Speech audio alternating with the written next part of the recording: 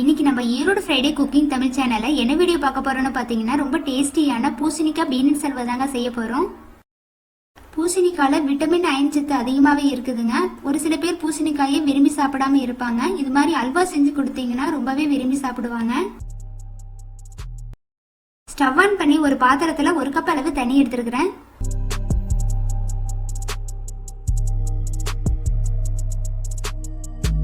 தண்ணி ஓரளவு கொதிச்சு வந்த உடனே நறுக்கி வச்ச பூசணிக்காயை உள்ள போட்டிருக்கிறேன்.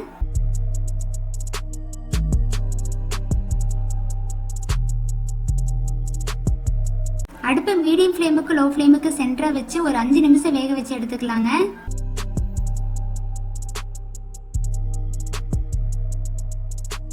பூசணிக்காய் நல்லா வெந்து வந்திருக்குது. இப்ப ஸ்டவ் ஆஃப் பண்ணிட்டு தண்ணியை வடிகட்டிட்டு பூசணிக்காய் மட்டும் தனியை எடுத்துட்டு அதை மசிச்சு எடுத்துக்கலாங்க.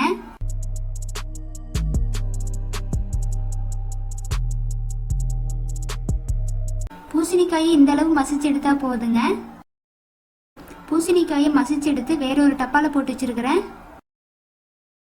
ஸ்டவ் ஆன் பண்ணி கடாயில 2 டீஸ்பூன் அளவு எண்ணெய் எடுத்துருக்கிறேன். 1 டீஸ்பூன் அளவு நெய் ஊத்திக்கோங்க.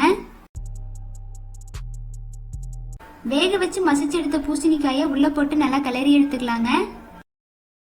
இப்பதான் நம்ம சேனலை ஃபர்ஸ்ட் டைம் பாக்குறீங்கன்னா சப்ஸ்கிரைப் பண்ணிட்டு பக்கத்துல இருக்கிற பெல் ஐகானை கிளிக் பண்ணிக்கோங்க.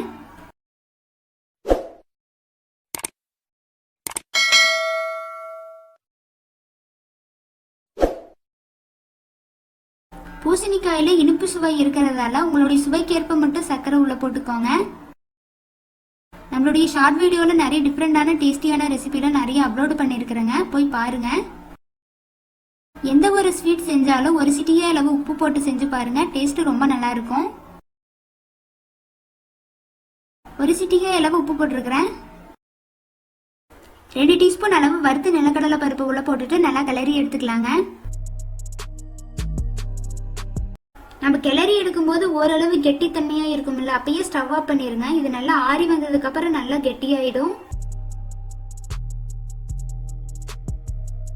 அவ்வளவுதாங்க, நம்மளுடைய சூப்பரான ஸ்வீட் ரெசிபி ரெடி ஆயிருச்சு. கண்டிப்பா இதே மாதிரி நீங்களும் உங்க வீட்டுல செஞ்சு பார்த்துட்டு எப்படி இருந்ததுன்னு மறக்காம கமெண்ட் பாக்ஸ்ல கமெண்ட் பண்ணுங்க.